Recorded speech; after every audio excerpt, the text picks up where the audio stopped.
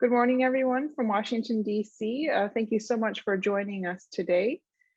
I'm just going to wait a few minutes while people circulate into the room. All right. Thank you again. We're so happy to have you with us today for our policy briefing, 2021 ASEAN Summit, Japan's Viewpoint, which is featuring Ambassador Masafumi Ishii, former ambassador to Indonesia, with commentary from Ambassador David Shear, former US ambassador to Vietnam. My name is Shanti Shoji, Director of Programs at Sasakawa Peace Foundation USA. Sasakawa USA is a nonpartisan 501c3 organization dedicated to deepening the understanding of and strengthening the relationship between the US and Japan for the benefit of a free and open international community. Our activities mainly focus on security and diplomacy through the engagement of exchanges, dialogues, presentations, publications, and networking. Just a few housekeeping issues. As you all saw, today's event is being recorded and is on the record. There will be a recap and video recording of this available on Sasakawa USA's site in the coming weeks. And we will have a Q&A session at the end of the event. Please submit your questions via the Q&A chat function that's available at the bottom of your screen. We will answer those at the time of Q&A, but feel free to send those in as you think of them throughout the event. And with that, I would like to hand it over to Dr. Satohiro Akimoto, Chairman and President of Sasakawa Peace Foundation USA. Dozo. Hi. Shanti, thank you very much for your kind introduction. Good morning. I am Satohiro Akimoto, President and Chairman of Sasakawa Peace Foundation USA. I am delighted to see you all. One of the most talked about geopolitical issues between the United States and Japan is how to maintain stability and prosperity in the Indo-Pacific region, with the emphasis on what's supposed to be universal values, such as freedom, democracy, free enterprise, and rule of law.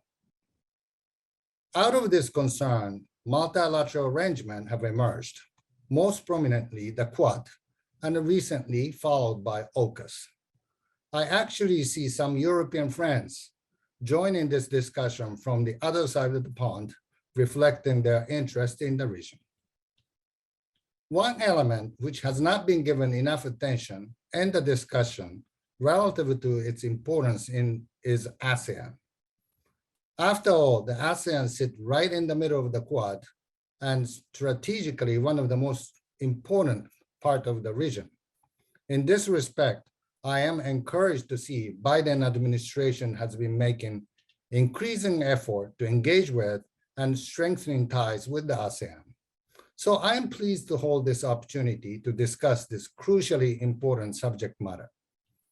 It is my honor to welcome Ambassador Masafumi Ishii as our main speaker today. He's one of the best experts to talk about the ASEAN and its upcoming summit from the viewpoint of Japan, as well as that of the United States and ASEAN countries. Ambassador Ishii is well known to Washington and the capitals of the ASEAN.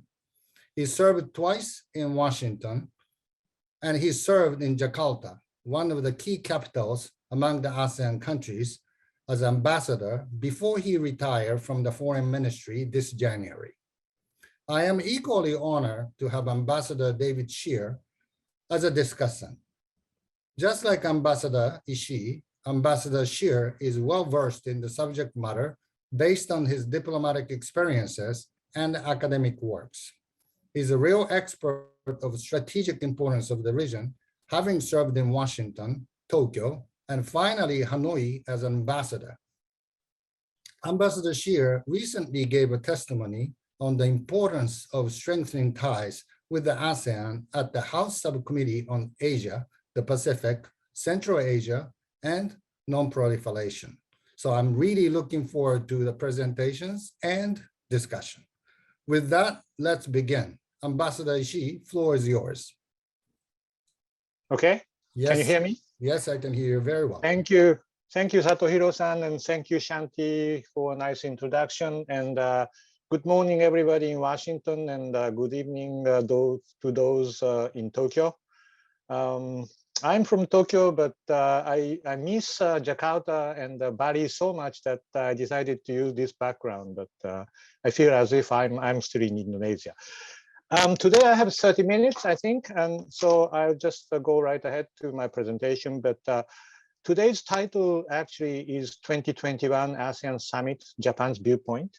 But I think in front of those professional audience, I'd rather like to focus more on the big picture, which is underlying trend in the region, why ASEAN is important from that viewpoint, and what Japan and the United States can do together, not only for this year, but beyond this year in a short to mid-term. I think that's more important for us. So let us start. Can I have the next slide, please? Thank you. I'll start from the most important point, why ASEAN?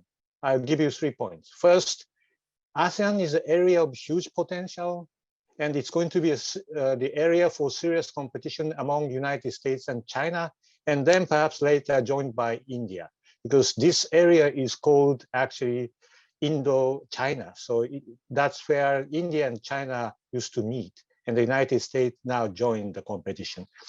Why it has a huge potential? ASEAN's total population is 650 million, which is more than that of EU plus UK combined, which is 510 million. And ASEAN's total GDP is already more than that of a group of Mercosur, which is Argentina, Brazil, Paraguay, Uruguay combined. But ASEAN GDP is still 1/6 of EU and UK. And GDP per capita is still 1/8 of the EU and UK.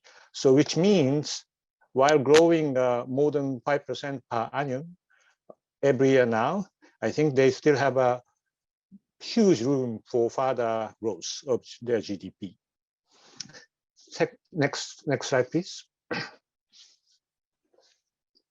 Second point is, if you look into the future in 20 to 30 years' time, Indonesia and India will be the key for Japan and the United States in forming a majority in the global scene.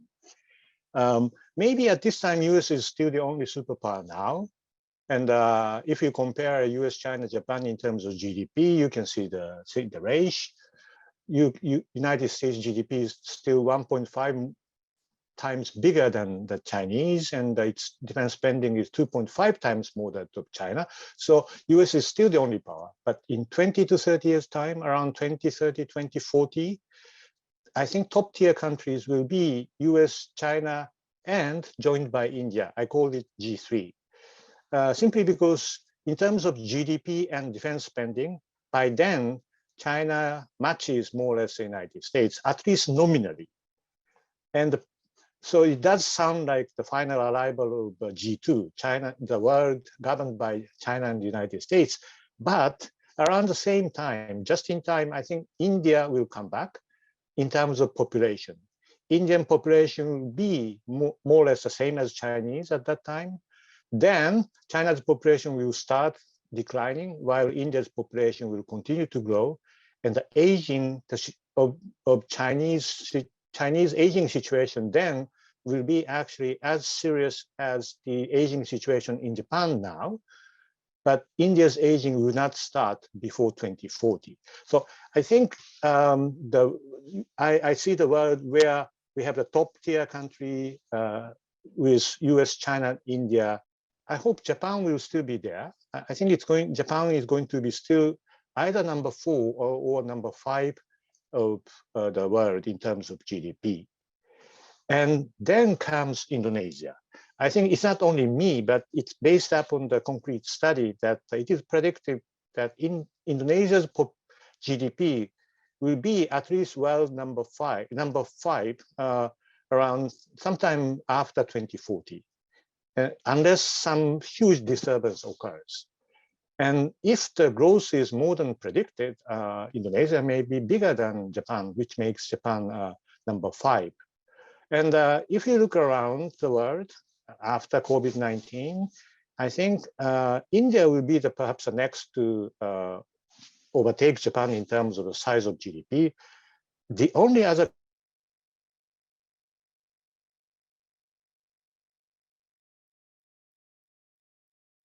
afraid any other countries. And then two others, Europe, if united. It's good to know that the European colleagues are hearing this. And then Russia. I think we cannot simply neglect Russia in terms of what they can make. They can make the world very, very difficult for us. So these will be perhaps the G7 if we try to form it around the year 2040. So I think I can trust the United States.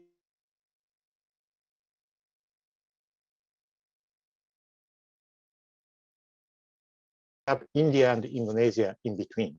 So which side Indonesia and India are closer during this period of time will be crucial for us, whether we can form the majority or we have to live under the minority. So I think Indonesia and India will hold the key for the future rulemaking and trend making.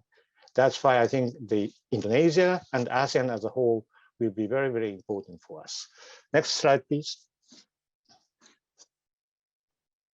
Last point, obviously stability of ASEAN is the key for free and safe navigation throughout the crucial sea lanes of communication.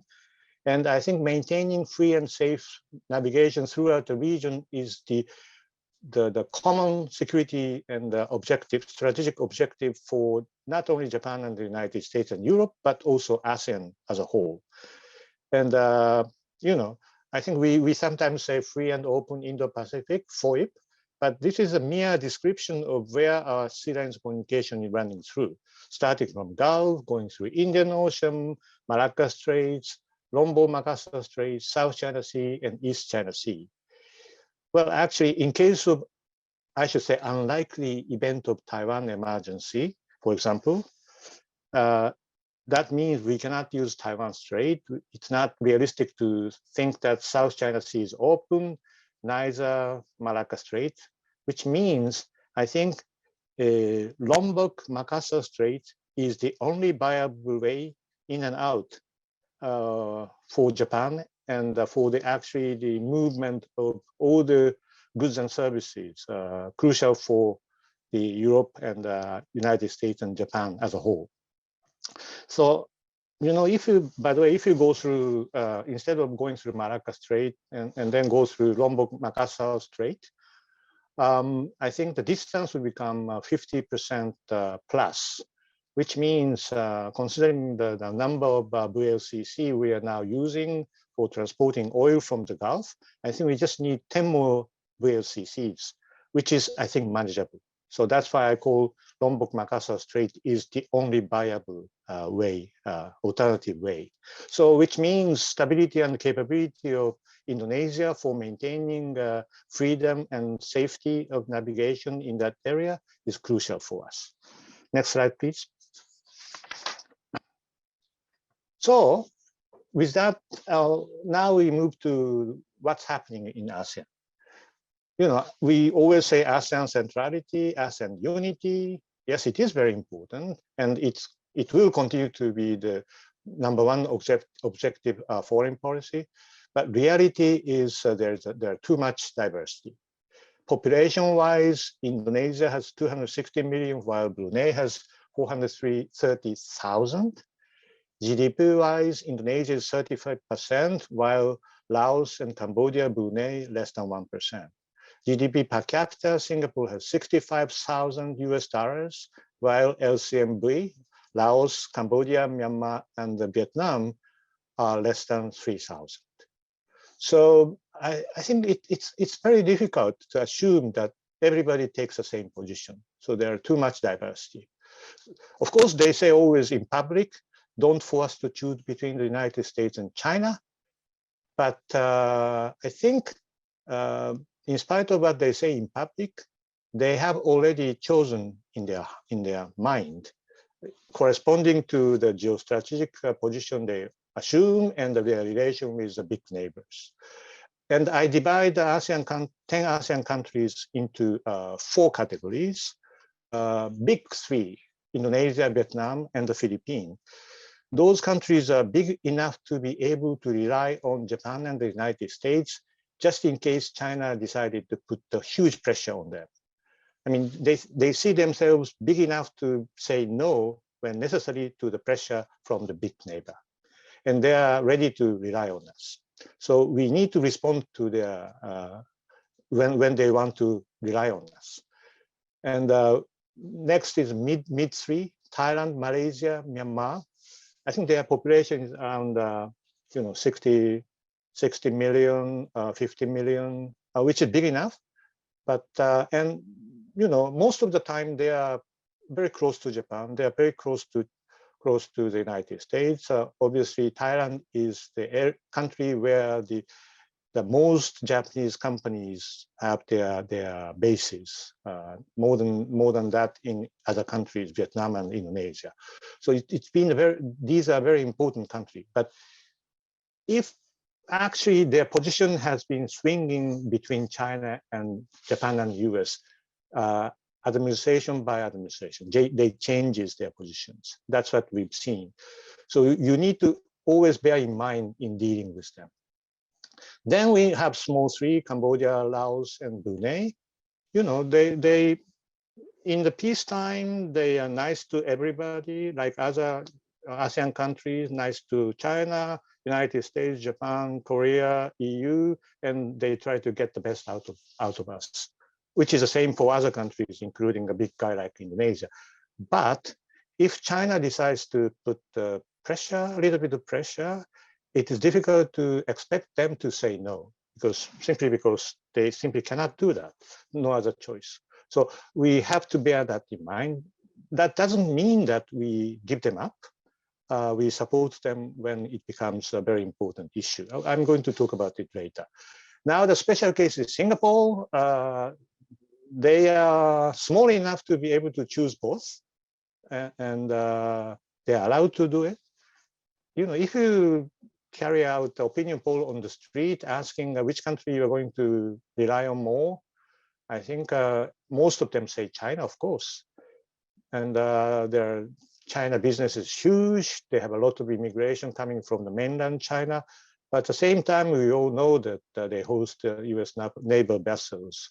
They started out right before you were kicked out from the Philippines, which was a very strategic choice for them.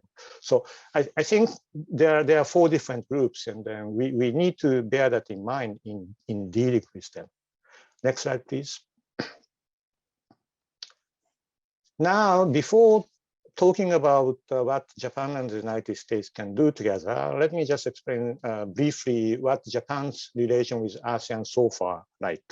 There are obviously 5 official objectives for ASEAN policy of Japan, and jointly promote universal value like liberal democracy and human rights. We talk about synergy between free and open Indo-Pacific and their own ASEAN outlook for Indo and Pacific. And secondly, we jointly protect free and open sea and the rule of law, not under rule of force. And we do joint exercise, we do capacity building of coast guards and so on and so forth. And third, we jointly strengthen economic partnership to develop together. And we have concluded RCEP, and with some of them, we have concluded CPTPP, which I'm going to talk about later. And we do a high quality region-wide infrastructure cooperation so that they can develop together as a whole, as an ASEAN. Number 4 and number 5, cultural and traditional development, strengthen exchange among next generation, which is actually very, very important. Next generation competition will become more difficult for Japan for the next generation. So far, we don't have to explain about the importance of Japan to ASEAN people, but for the next generation, there are so many choices, even before they were born. We need to start explaining rationale of doing business with Japan to them. So I think we will put more and more focus on strengthening exchange among next generation, but these are actually the 5 pillars of Japanese foreign policy in dealing with ASEAN countries. Next slide, please. I have 10 more minutes, which is nice. Okay, now very important thing, what Japan and US can and should do together. Well, number one, be patient and honor their initiative. I think after talking about the diversified position of the 10 ASEAN countries, I should come back to the original position, which is to support strong and united ASEAN that develops as a whole will continue to be our main policy line, and it will stay as our #1 policy forever, because that is the best thing we can do in supporting the initiative of ASEAN. And encourage ASEAN to pursue their own initiative, such as those from Myanmar, while supporting it from behind. They have been dealing with a very difficult situation with Myanmar, but they've just made the right decision for excluding the official uniform representation from Myanmar for the next summit meeting. I think that was a very, very good move, wide move, to put some kind of pressure on the side of military junta for making some progress in line with the 5 consensus ASEAN countries have proposed. So, but what we can do is support it from behind, even though sometimes the progress is slow. I think putting ASEAN on the front line makes it easier for them and for us to come to the good outcome. In this regard, I think I should praise Vice President Harris and SecDef the Austin when they made a speech in Singapore. I think they in their speeches they sent all the right message. They expressed their United States position in relation to human rights situation in Myanmar, but they added that they rely on and they encourage the ASEAN countries to pursue their own initiative, and they send all the right message. Well, quite an American reserved, very good messaging, which we really like and we support. So I think first important thing is be patient and honor their own initiative and put priority to the ASEAN goals. Now, number 2 is, having said that, we need to prioritize our engagement. Our resources are limited and we need to prioritize. And what I was trying to explain to a certain extent when I explained the division among the ASEAN 10 countries, respond to those who are ready to rely on us and share our strategic objective, which means big 3, Indonesia, Vietnam, and the Philippines. Those, Indonesia is 250 million, more than 250 million. I think the Philippines is now more than 100 million, and Vietnam is approaching to become more than 100 million. They are bigger than all the other ASEAN countries. So, and as I said, they think they are strong enough, they see themselves strong enough to say no to the pressure from China. And then in order to register them, they are ready to rely on us. So we need to help them.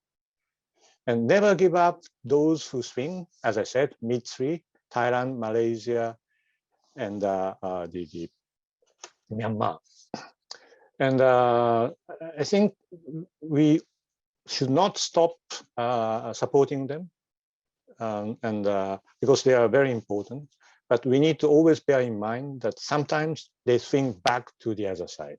But don't be discouraged for keeping supporting them, because they are very, very important countries. And support small 3 when important. I think there are, for example, good subject is where US is playing a major role, that is Mekong River joint use.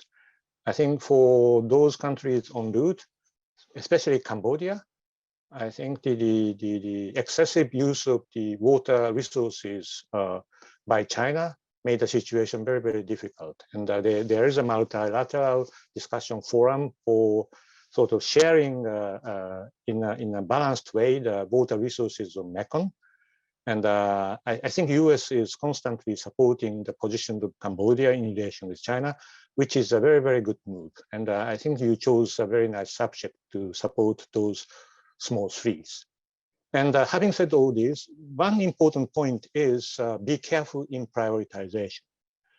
If you make your prioritization too clear, it's like promoting a division among ASEAN countries. You know, so you really have to use your nuanced diplomacy. So, which is like make your prioritization too small to be ignored. I mean, small enough to be ignored, but big enough to be realized by the subject countries. That is very difficult thing, but you should be able to do that. Next slide, please. Number 3 is show your presence in a tangible way. Needless to say, what you do matters more than what you say. And of course, your rotational presence and occasional joint exercise are the very good way to show that you are back to the region. And I think now your stay in the Philippines becomes more secured, and that is a very, very good news. But I think what I want to tell you is that economic engagement is as important as the military presence. And I think you expected me to say this, but after China and Taiwan's application to CPTPP, US should do something about it. I think you started it and we joined, and we know what we are doing. We know what our shared objectives are, one of which is to liberalize Chinese market with a high ambition. I think we need to see you come back. Otherwise, this project never complete. I know it's difficult politically and socially, but I think it's up to you, but you need to do something about it. This is without this, I think it's difficult to explain to the ASEAN countries that you are really and actually back to ASEAN and to Southeast Asia. Number 4, consolidated core partnership, which is Quad, Japan, US, Australia, and India. That is very, very important. And I think in Japan's mind, this is a core partnership in the region. And I think deciding to have a regular summit meeting was a very big step. But I think more important thing we need to do is to make it more operational. Do more joint exercise. You know, we need to accumulate the good examples of joint efforts for making it more operational. And one more tip, which is very important, is don't expect the expansion of Quad too easily. Don't expect to be more specific. I think no Southeast Asian member will join Quad, because this means this is forcing them to make choice officially.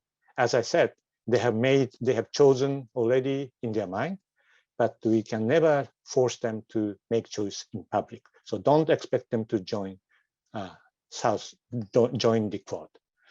Number 5, last but not least, create multifaceted and resilient networks among like-minded countries, and engage Indonesia more and choose good subject like Natuna Island, which I'm going to explain in the next slide, and promote India-Indonesian cooperation. You know, if you are in the region, you realize clearly that these two big guys, India and Indonesia, decided to get closer to each other. Those two big guys normally sit down and then wait until the other guy comes to you. They think they are big enough to be able to wait. But in the past few years, it's simply the case that China has done too much. China has made too many unnecessary pressures, behaviors to put pressures on these two guys. So even these two big guys, Indonesia and India, decided to stand up and then start talking to each other, which is a very, very good move for us. For the reason I mentioned in the outset, which side these two guys are closer to. is crucial for us to be able to make a majority or not. And after all, these two guys locate in the middle of the sea lines communication. So these two guys should be able to coordinate smoothly with each other. And actually, Australia has already captured this move, and they have created Australia, India, and Indonesia trilateral dialogue.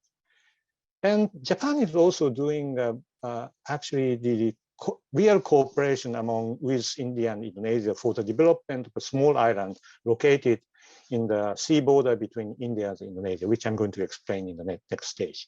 And Europe, we need Europe. Europe can help us a lot.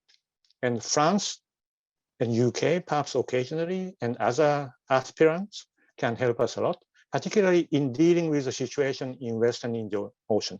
And of course, their presence going through Taiwan Strait, their presence in South China Sea, East China Sea, is symbolically very, very important. And we hope they can come as frequently as possible, but we know that there's a certain limitation to the asset rotation. So, but I think the fact that you are with us, the fact that you see a real challenge coming from China is a very, very encouraging sign for us. And I do know that the NATO is going to adopt the new strategic concept next summer.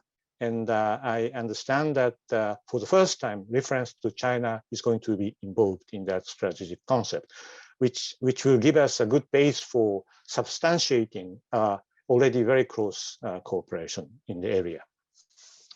And all in all, what I want to say is put priority to operationalization by doing a lot of exercises, not only to announcement. Announcement is important, announcement is good for some time, but only announcement doesn't matter too much. I think we need to make them operational.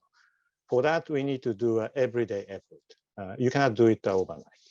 Next slide, please.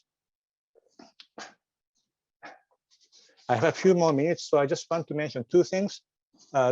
On the left side or the western side, you see the island.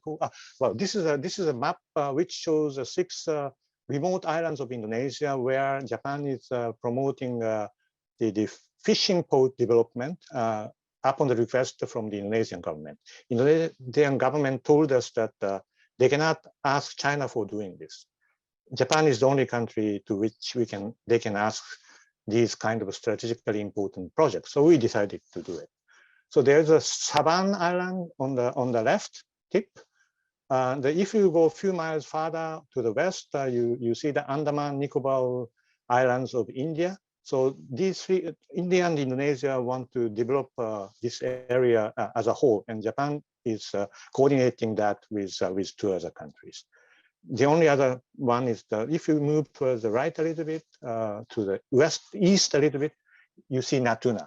This is a very important island, just in the south of famous 9-dash line, but it's a very good area for fishing. And nowadays, annually, there are a lot of Chinese fishermen boats supported by their Coast Guard coming down, and Indonesia, naturally get excited, and they send out neighbor vessels, and there are always a lot of strains in that region. And Indonesia asked us to once again develop a fishing port over there.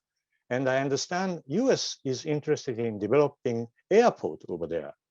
And Indonesia, Japan, and the United States are discussing the joint development of this island. And if we succeed in doing it, this will send a very strong message to China.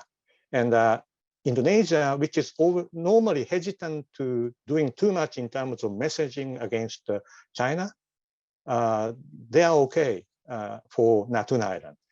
They told us that there's no reason and no necessity for them to pay attention to the position of China when it comes to the development of Natuna. So their position has been very clear. Next slide, please. Finally, sorry, the title is about the ASEAN Summit, but finally, I need to mention a little bit about summit meeting. I have a few more minutes, so I just make it very short.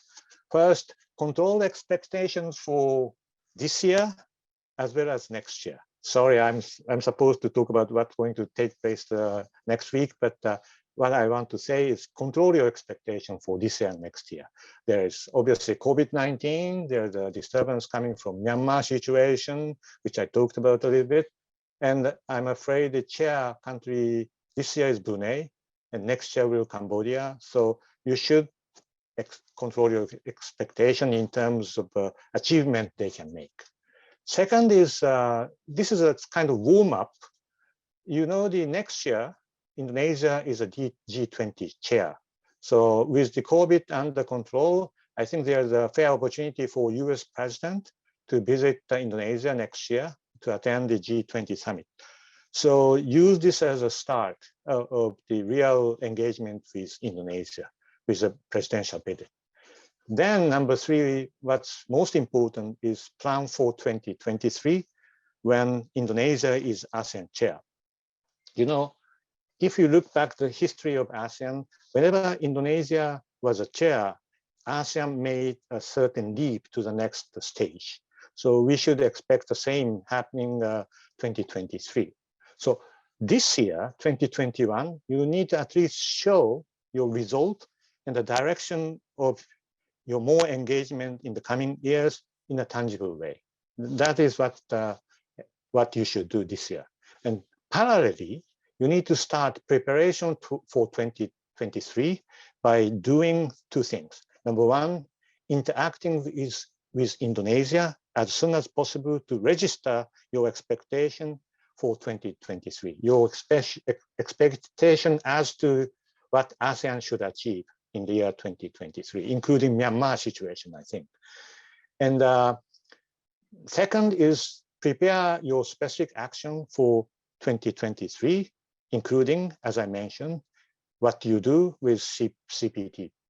Of course, CPTPP is originally APEC thing. So of course, you can wait the real announcement before APEC. But I think you need to talk something about it during ASEAN Summit to show that you are really and tangibly back to the region. So I think you should be able to say something tangible about what you're going to do with CPTPP during 2023 ASEAN Summit meeting. And then, as I said, I think I'm afraid the exit, some kind of exit from Myanmar may be as late as the year 2023. In other words, I think Indonesia is serious about making something happen before their presidency comes, so that they can successfully anchor the summit of 2023. So last point is 2023 happens to be the year when Japan hosts G7. And normally, if we host G7 in Japan, we invite the ASEAN chair country, which means Indonesian President Jokowi, right before his election, right before the presidential election in 2024. So all in all, we have at least 3 presidential level exchanges of visit happening from next year, which will give us a very good opportunity for even further strengthen our close tie with ASEAN, with these points I have mentioned today in mind. Sorry, I exceeded 5 minutes, but this is what I wanted to say. Thank you very much for your attention. Well, thank you very much, Ambassador Ishii, for giving us not only important basics, but a lot of thoughtful insights and providing us points to be discussed in Q&As. So thank you very much. Ambassador Shear, your discussion point, please. Thank you very much, Akimoto-san, and thank you, Ambassador Ishii, for that fantastic presentation. It was a great example of diplomatic thinking at the strategic level, with the way in which he laid out our common interests in the region, laid out an agenda for US-Japan cooperation, and then laid out the roadmap for the next 2 years. That's just a great example of strategic thinking. Thank you, Ambassador Ishii. I think his presentation was a perfect reflection of the strong common interests that the United States and Japan have in Southeast Asia and with our partners in ASEAN. I agree with him completely on the importance of ASEAN. I think ASEAN in 30 years, particularly Philippines, Vietnam, Singapore, and Indonesia, will be globally important. And I think that the US certainly can't play a strong regional role, and probably won't be able to play a strong global role unless we are economically, diplomatically, and militarily engaged in Southeast Asia. So that's what I think the stakes are in the region, and I think our Japanese colleagues would agree with me on that. Before I go further in commenting on Ambassador Ishii's remarks, I just want to make a few points about where the US is on Southeast Asia and where we're likely to go in the near future. First of all, I think the upcoming EAS Summit, as well as the APEC Summit, will be President Biden's first opportunity to engage with his Southeast Asian and broader regional counterparts. It's a little late for the president to be engaging with his Southeast Asian counterparts, but we've had strong attention to the region otherwise from the administration, with visits there by the Vice President, Secretary of Defense Austin, most recently State Department Counselor Derek Chollet, who this week is visiting Indonesia, Thailand, Singapore, and Japan. But presidential engagement in those meetings will not be enough for the US to fully engage with the region. The White House is going to have to pay close attention to the national security and foreign policy communities to ensure that those bodies, those groups of people in the US government fully recognize the need to place higher strategic importance on the region, particularly Southeast Asia. So this is a long-term whole of government bureaucratic exercise that will need close presidential attention and management in order for it to happen, in order for us to put the resources in the region necessary for us to pursue our goals. We'll also need to place ambassadors in the region as soon as possible. We don't have ambassadors in Beijing, Tokyo, Seoul, Hanoi, Manila, Brunei, Bangkok, Singapore, or in the ASEAN Secretariat. You've seen in the news that Rahm Emanuel has been nominated ambassador to Tokyo, but he's not out there yet. And we need the Senate to confirm administration nominees as soon as possible so we can get our ambassadors on the ground and pursue some of the opportunities, some of the big opportunities that are out there waiting for our ambassadors.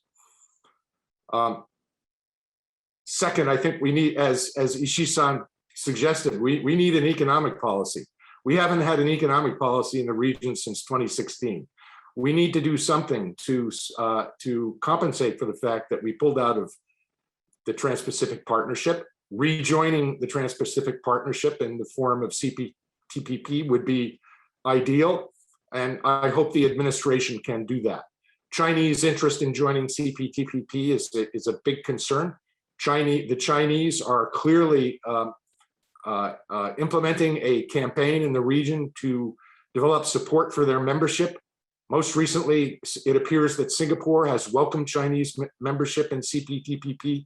So we're going to have to come up with an economic program pretty fast in order to match Chinese efforts, Chinese economic efforts in the region, I think.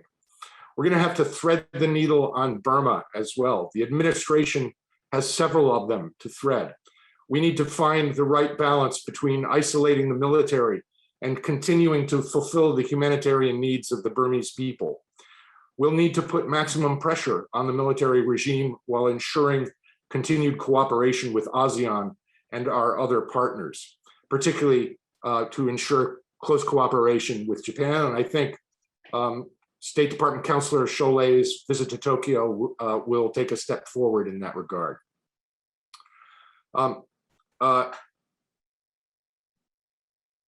We'll need to, there are a couple of important publications coming up that the administration plans to release.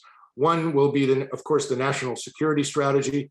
I expect there will be a National Defense Strategy released shortly after the NSS is released, as well as a global posture review.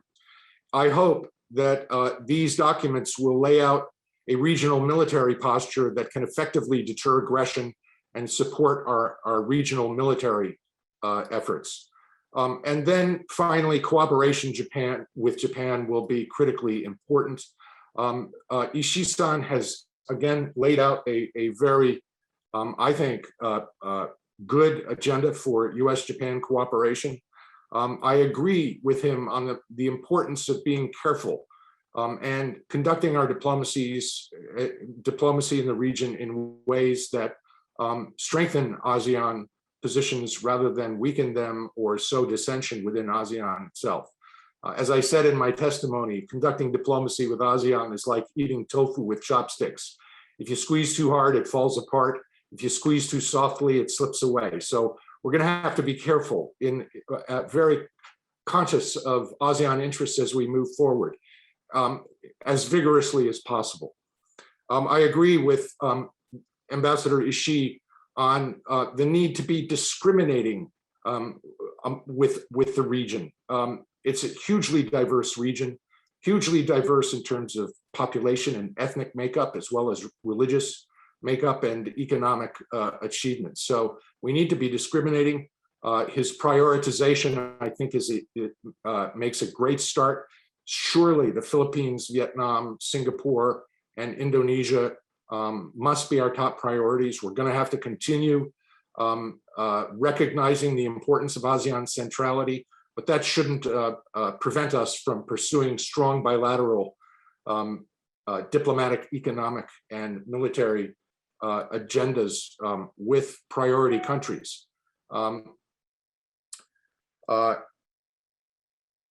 The Quad, of course, it will be critically important. I am delighted that the administration has chosen to give the Quad a strongly diplomatic agenda. I think the 2 Quad summits we've had since President Biden came in are extremely encouraging, and I think they're a good start for the American diplomatic agenda in the region, as well as for our partners in the Quad. Creating resilient networks, as Ambassador Ishii suggests, is also important. I think encouraging Indonesian cooperation with India is crucial, as well as Indonesian cooperation with Australia. And Australians' procurement over the next 25 years of nuclear submarines over AUKUS, and the increase under AUKUS of US-Japan or US-Australia cooperation, I think will be very important for, in the long term, ensuring Indonesia's security, as well as the security of the Malacca, Sunda, Lombok, and Kasar Straits. Why don't I stop there and help open the floor to questions. Well, Ambassador Shear, thank you very much. Ambassador Ishii, do you have any comment to Ambassador Shear's comment? I just like his tofu metaphor. That's the best thing I've heard in describing the way we deal with ASEAN. Tofu is a great metaphor. Sorry, that's it.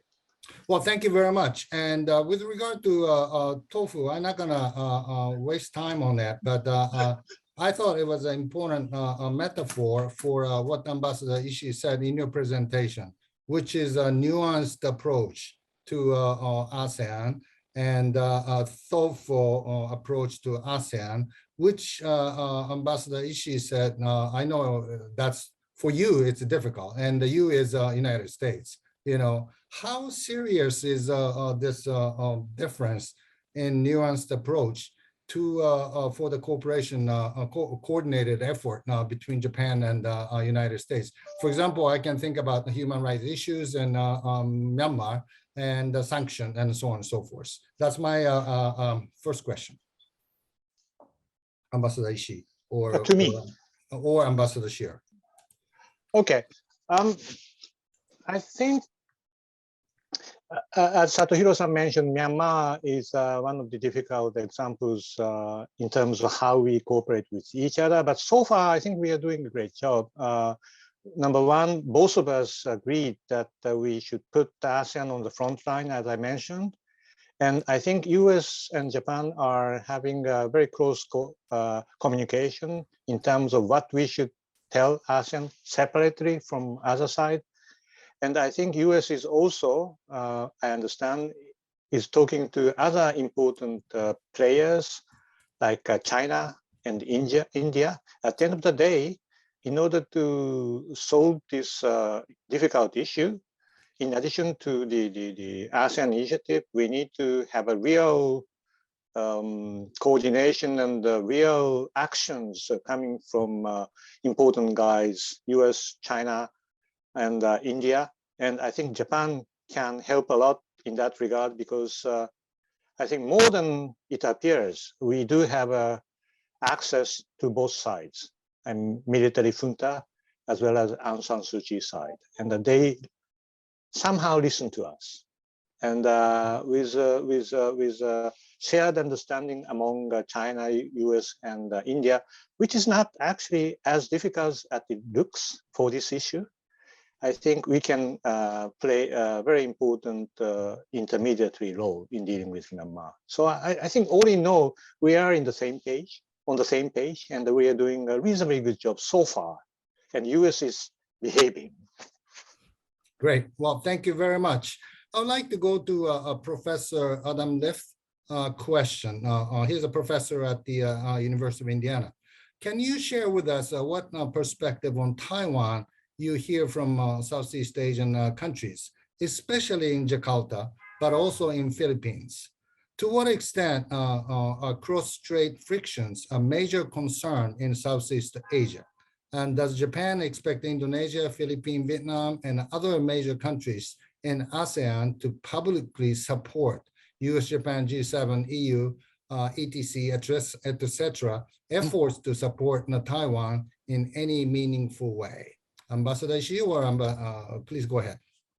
And then to let me start, and then I'm sure Dave has some Then I'm going to ask Ambassador Shear to respond as well. In short, I think what ASEAN countries tell us is don't make it happen. Please do everything to stop it from happening, because they know they will be suffered a lot. Not only us, but they will be suffered a lot. Something is going to happen in South China Sea, as I mentioned. Something will happen in Malacca Strait, which will disturb the sea lines of communication in a devastating way. So they just simply don't want to see it. And they ask us to do everything to stop it from happening. And in the same stroke, I don't think we can expect any public support coming out from these capitals. But at the same time, in order to actually deter these things from happening, I think we do need to maintain a very close behind the scene communication with the countries in the area, particularly Indonesia, where, as I said, we expect to have the alternative route of communication, and the Philippines, I think, which is, whether they like it or not, naturally going to be invoked.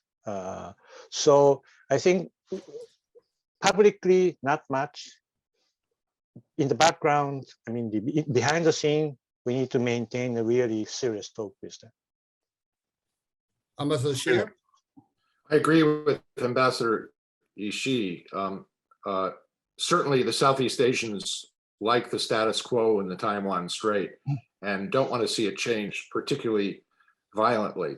I doubt that the Southeast Asians would publicly support a US position should we really come to blows on Taiwan.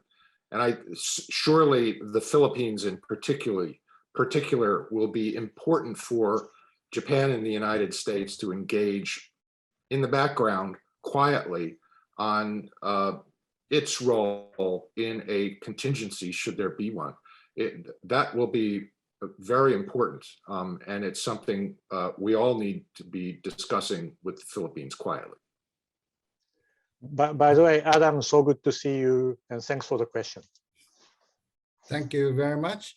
With regard to Taiwan or stability in the region, how do you see European interest these days? Is it a realistic thing in terms of limited resources they have, or do you welcome their increased actions in the region, Ambassador Ishii? As I a little bit mentioned in my presentation, I think we do need more engagement and involvement of European countries, because I do think that they themselves understand the critical interest involved in stability and prosperity of the Southeast Asian region, simply because the crucial sea lanes of communication, that is not for us only, that is for Europe as well. So I think, as Satohiro-san mentioned, having said that, I think their physical capabilities are limited. Their priorities are different from ours. So I think first we need to rely on aspirants among them, and France is the typical example.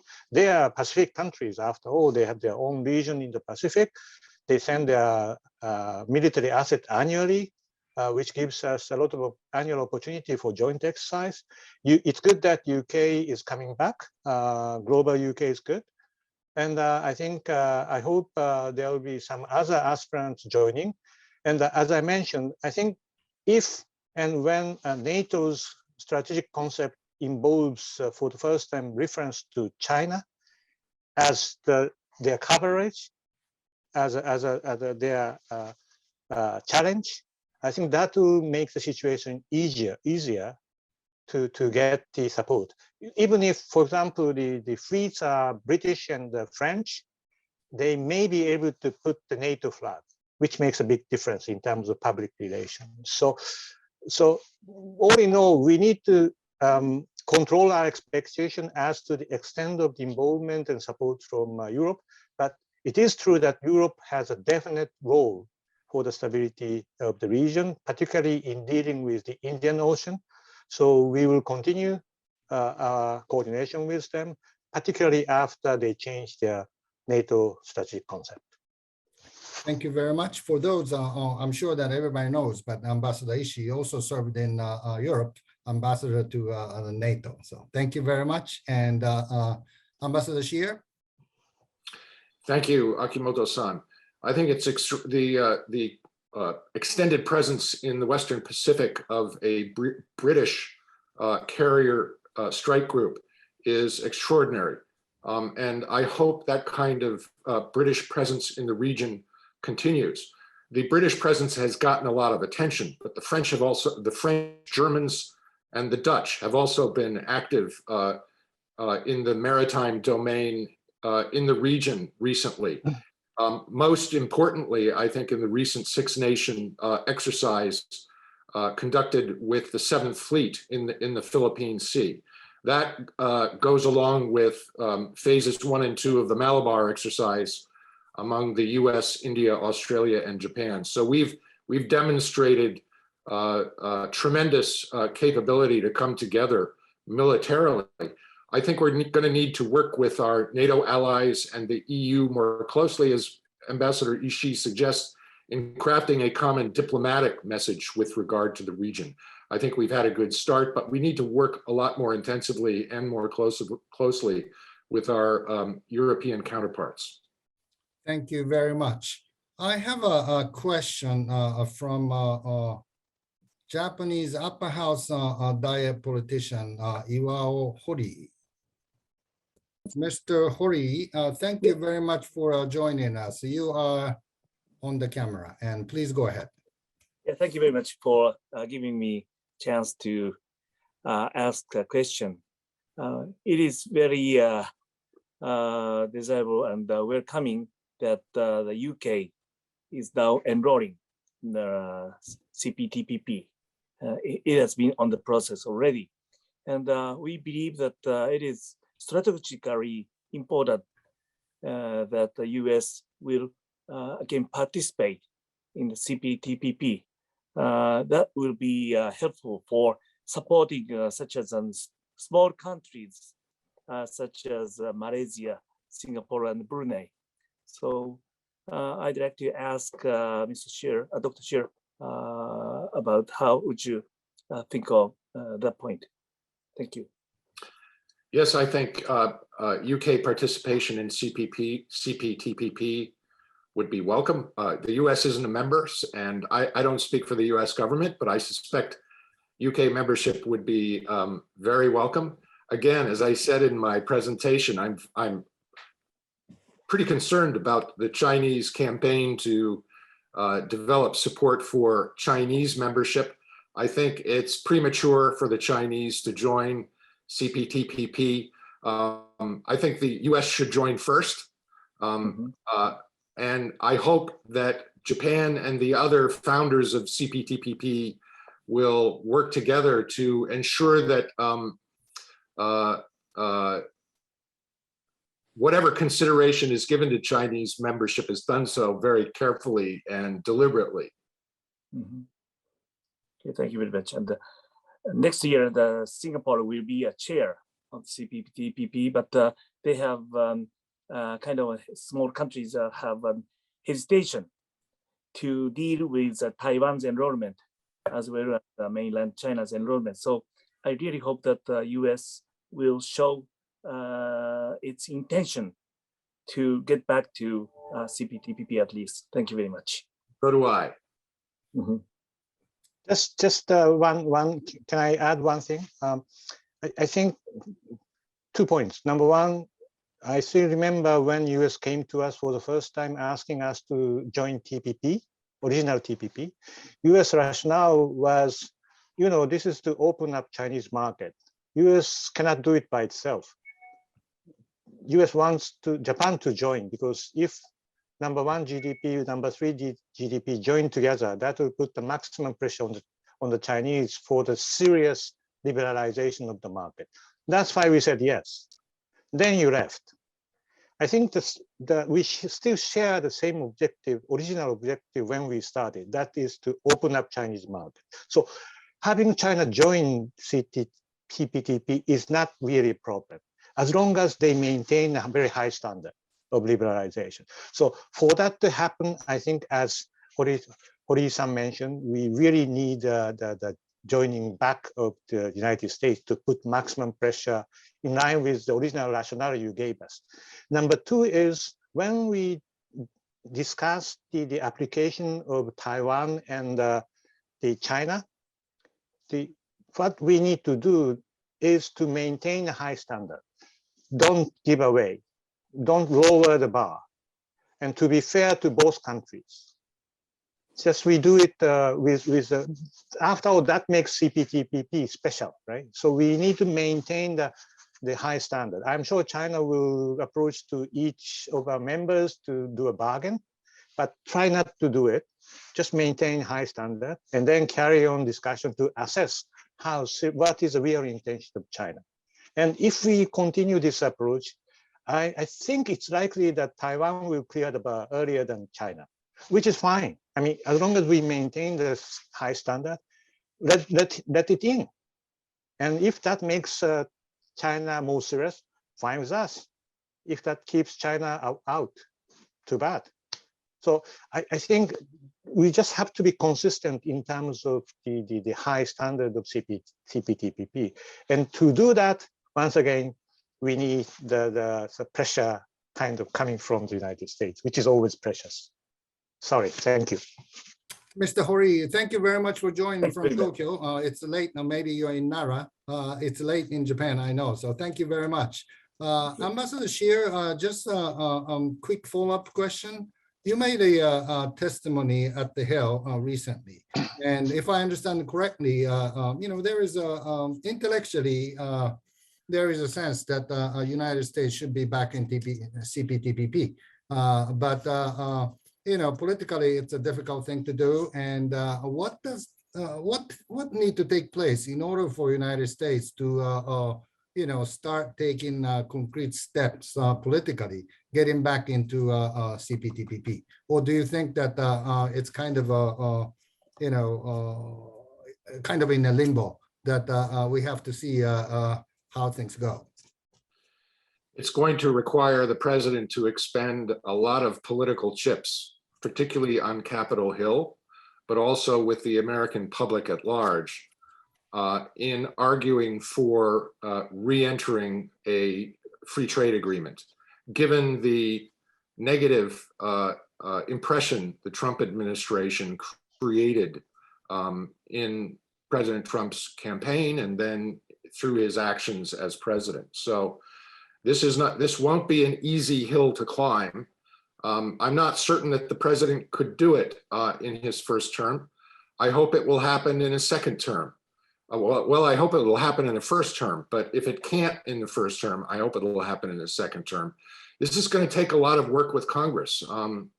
And I think the potential support in Congress is there, but it won't come together by itself. Thank you very much. I would like to go to our in-house person. We have a pleasure of having Mr. Jim Schoaf joining us early this month. And Shanti, could you put Mr. Schoaf on the screen? He has a question. Will do. Give me just a moment, please. Mr. Schoaf is obviously well known to U.S.-Japan community, and he's going to launch a new program called U.S.-Japan Next Alliance Initiative. So Mr. Schoaf, please go ahead. Thank you, Akimoto-san, and hello, Ambassador Ishii and Ambassador Shear. It's great to see you both. Yeah, thank you for your presentations. I was going to read my question because I spent so much time writing it out, but I can't find it right now, and I'll ask instead. But Ishii-san, you talked about operationalizing engagement in Southeast Asia. And I want to take that maybe a step further because I think it's critically important, especially on the economic dimension or diplomatic dimension. But I wonder what's the best way to do that in the context, as David mentioned, we don't have a lot of ambassadors in the region. One of the key ones we have is dual-hatted, working on North Korea as well. So does that limit our ability in country or in region to coordinate priorities and strategies in terms of whether we pool resources on a couple of key areas or do a division of labor where Japan does this and the US does that, and we maybe have Japan work more with France on getting them involved because we've alienated them to some extent with the AUKUS move. So I wanted to push a little further on for both panelists, the strategies of coordination within the alliance and maybe the priorities of how to go forward to truly operationalize our engagement over the next couple of years. Thank you. Thank you very much, Ambassador Ishii. Okay, Jim, first of all, so good to see you again, and welcome to Sasakawa. And I'm sure you make a great contribution to their work. Very important question, and I think we need another conference, doing a more detailed discussion about this, because this is a very important point. But as an outline, number one, what I had originally in mind was a series of joint exercises in terms of military interoperability and so on and so forth. And the combination can be really, there can be many different combination of countries for exercise. That was the original thing I had in mind. And responding to your few points, I think number one, I always think the division of labor approach is more realistic than the sort of joint coordinated approach, because you simply cannot jointly develop a certain project, right? I mean, that makes it, development project by one country is difficult and complicated now. If make it three, it's a disaster. So I think we need to decide the area, division of labor, and we need to identify where Japan is strong, which is, I think, more or less a development area. US is also doing a great job in that area, but US can do capacity building for Coast Guard and so on and so forth. So I think we need to sit down first and then decide the division of labor area. And actually, the absence of ambassadors, of course, make it difficult. But I think if we put our mind to it, we can achieve a lot of things. And we do have a succinct in Jakarta. So and I'm sure it's a temporary issue anyway. So it will happen sooner or later. But I think you had a great question, and we need to give more thought to this. Dave, Ambassador Shear. Great question, Jim, and welcome to Sasakawa Peace Foundation USA. It's great to see you. As Ambassador Ishii suggested in his presentation, what's on the calendar will be an important way for us to start thinking about how to operationalize the pursuit of our common interests. And as Ambassador Ishii noted, we've got Indonesia chairmanship of G20 in 2022, Indonesian chairmanship of East Asia Summit and ASEAN in 2023. It's the administration's hope that we can host APEC Summit in 2023. That will also be important. And Japan's G7 chairmanship will be important as well. So these calendrical facts provide us opportunities to coordinate on how to operationalize. And I'd add that Prime Minister Kishida has voiced his strong interest in visiting Washington as soon as possible. And I hope he can do that as early as possible in the new year, if not before the end of this year, although I know he's going to be busy with an election and putting together a new cabinet. So these calendrical events all give us big opportunities to coordinate. And while we don't have an ambassador in Tokyo, for example, we've got a great chargé. So I'm sure we can work it out between Washington and Tokyo. Thank you very much. Thank you, Jim. Really appreciate it. I would like to ask one last question, which is from Professor Aizawa of Kyushu University. To summarize his question, I hope I can do the fair job. He agreed that economy, trade, defense, national security, those realism is very important. But at the same time, it is difficult to work on values. Would the United States and Japan, would Japan and the United States be wiser as far as end result is concerned for the short term to put democratic value kind of aside and focus on realism, hardcore realistic approach to ASEAN? Ambassador Ishii? Oh, okay. Then, Dave, would you like to go first? Sure. I don't think the choice can be that clear in terms of having to choose, being forced to choose one or the other. For the statesmen, both in Japan and the United States, I think the challenge is to balance those interests. You can't ignore one in favor of the other. And I think the US and Japan have always approached Burma, for example, Myanmar, with a different set of nuances, slightly different set of interests, different experiences with Myanmar. But we've always been able to manage that. And I think we're in the process of doing that again. So I don't think it's a choice for either the United States or Japan. I think it's a matter of balancing, and balancing not only individually, but as a team as well. Thank you very much. Ambassador Ishii, your comment to Professor Aizawa's question, and also your last word. Okay. Aizawa-san, thanks for the question, and so good to hear from you. I think Dave's remark made my job easier, but to be frank, what I have been trying to say through my slides is our instinct is driven by realism. But we need to be able to explain our realism within the framework of democracy and others, which is sometimes difficult, but I think you can do it. You should be able to do it. So what's important in that approach is that it's not that democracy comes first. I think in my mind, realism comes first, but we need to be able to explain what we do in line with democracy, which is the core value of a society after all.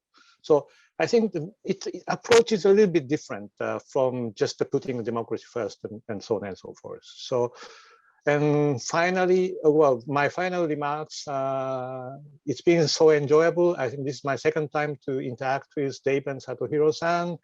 And we have already become a very good team. And before these two seminars, I always drink with Dave without discussing serious things. But now that we have been a partner for discussing serious issues, I hope drinks will follow later.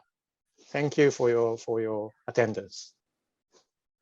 Well, thank you very much. I know your time is precious for both Ambassador Ishii and Ambassador Shear, and also all the participants who stay on till the end. And I have invited Ambassador Shear to talk about ASEAN Summit from the US viewpoint after the summit, and he has accepted. So I hope that the audience can attend the seminar as well. And because of COVID, lots of issues, so that we can't do it now, but hopefully we can have this discussion with drinks on the beach of Bali, as Ambassador Ishii suggests with his background.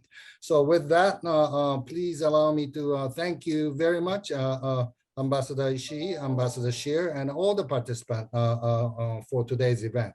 So thank you very much. Have a good day. Thank you very much. Thank you, Satohiro-san. Well, thank you Good very to much. see you. ありがとうございました。 Thank you, Elia. Thank you, Shanti. シア大使、ありがとうございました。どうも。 Have a good morning. Thank you very much.